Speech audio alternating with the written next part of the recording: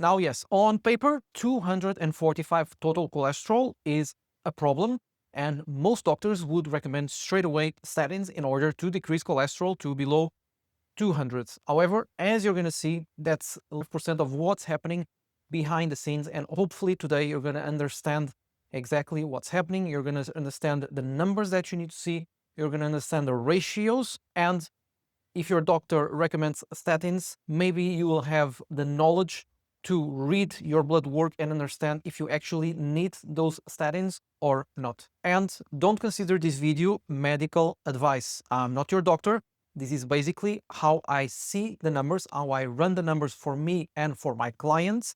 And this is not personalized advice. Most GPs look at your blood work, they see over 200 and they recommend statins straight away without looking at the bigger picture. But total cholesterol alone tells you nothing about your cardiovascular health. It's important to note that doctors are trained to catch disease, not to optimize your health. And there's nothing wrong with it, but you need to understand the difference between treating disease and optimizing your health. And the truth is in the ratios that we're going to discuss today, not in a single number. So I have here my full blood report that is here. Of course, I'm not going to. I have here like 80 markers. I've done an advanced male blood test. It's all here. What I'm going to do here is I'm going to read simply the markers that I'm referring to in this video when it comes to metabolic health. So for you to have an idea, and I don't want you to memorize my numbers, but of course I want to share my numbers so that I have nothing to hide and that actually what I'm doing and what I'm preaching actually works. So my total cholesterol, as I mentioned, is 245, which is flagged high. Most GPs would give me straight away statins. This is the number one thing that people will see. If you get blood work done, what's the number one marker that people will ask you? Probably they're going to ask you your total cholesterol, they're going to ask your glucose levels, and maybe one or other markers, but these two are the most common ones. So total cholesterol 245, HDL 88.8 is exceptional. Anything above 60 is already protective. So 88.8 is super, super high. Then my LDL is 146, which is borderline on paper. So my LDL is slightly high as well. Triglycerides, I have 51. Just for you to have an idea, having under 100 is optimal, is already good. 51, exceptional. Triglycerides, important one as well to take into account. Fasting insulin, almost no one gets this tested. They worry with their glucose levels, but they're not testing their fasting insulin, which is way more important than your blood glucose levels. You can have normal glucose and high insulin for 10-15 years, and then you become insulin resistant. And then you have diabetes, and then it's already too late to treat that. So my fasting insulin is 1.95, which is absolutely ideal.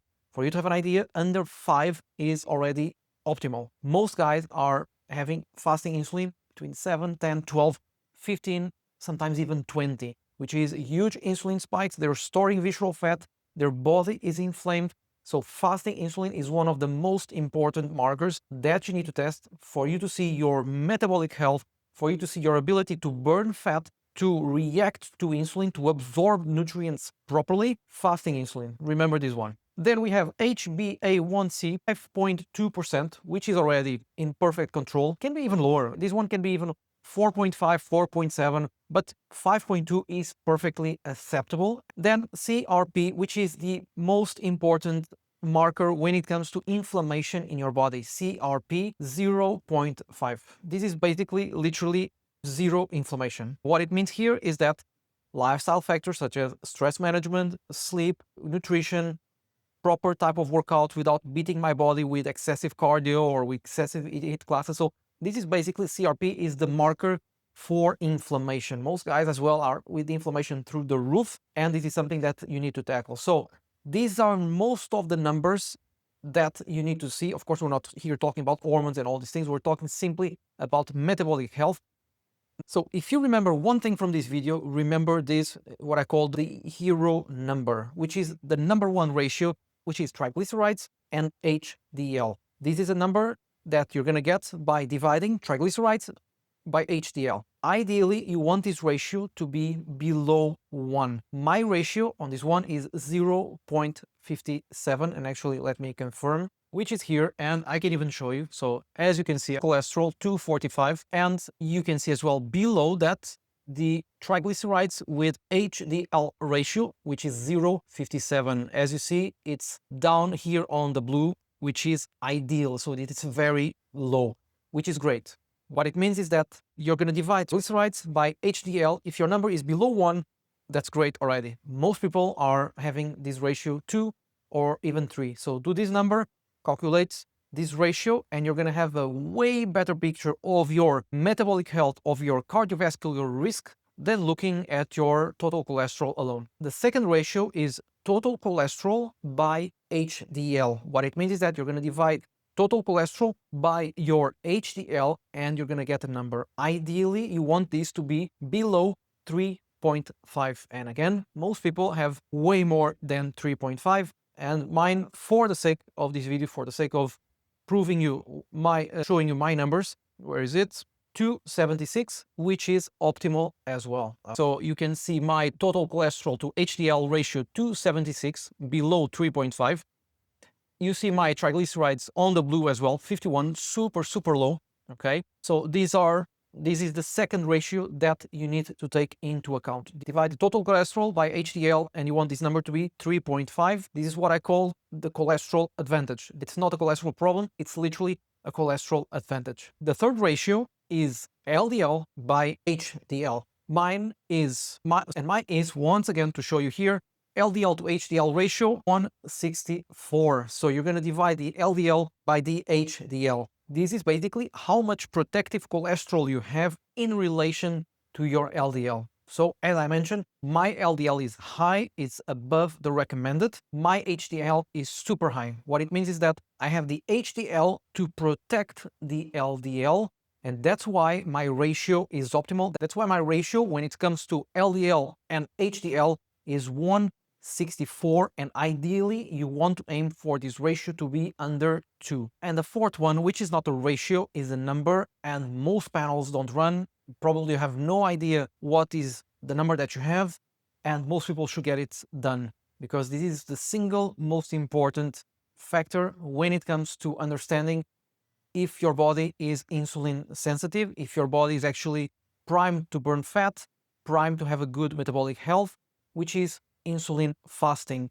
And for you to see once again my number, my insulin fasting is 195. This is extremely low. This is even a case that I should even eat more carbs. And I eat a lot of carbs, by the way. I eat sweet potato, I eat rice, I eat pasta, I eat oats, I eat dates, I eat all types of carbs. So I don't eat junk food. I don't eat pizzas and burgers and sodas and pastries and all this crappy food, but I eat a lot of carbs. The thing is that my insulin, what it means, my insulin being so low is 195. I don't know if you can see it here. So insulin fasting 195 means that I'm extremely insulin sensitive. Number that you should be aiming for is ideally under 5. That's the number that you want, ideally under 5. It's already great. Most guys enter the hospital or go to a GP consultation with numbers between 8 to 12, sometimes even more.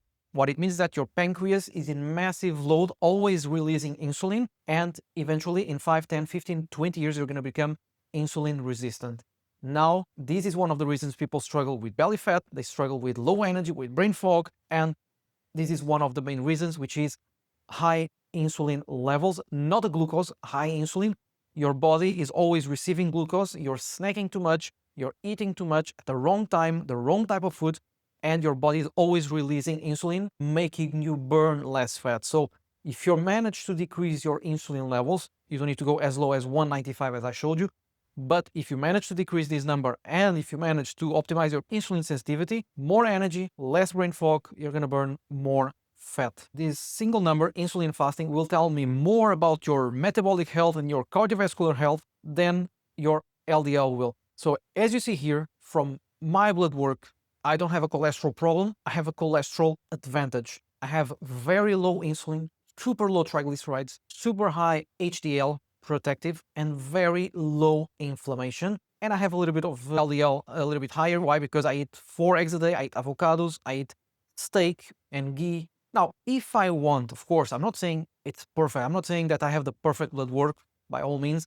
If I want to decrease my LDL, perhaps instead of 4 eggs a day, I can try 3 eggs a day instead of ghee. I can reduce the ghee. I can, instead of eating steak 5 or 6 days a week, I can reduce to 3 days a week. I can make small adjustments. But this is just to show you that you need to see the bigger picture. You cannot just see your total cholesterol without evaluating all these other ratios and numbers that I just told you. These 4 ratios for you to take to your GP or for you to see or for you to check in your blood work.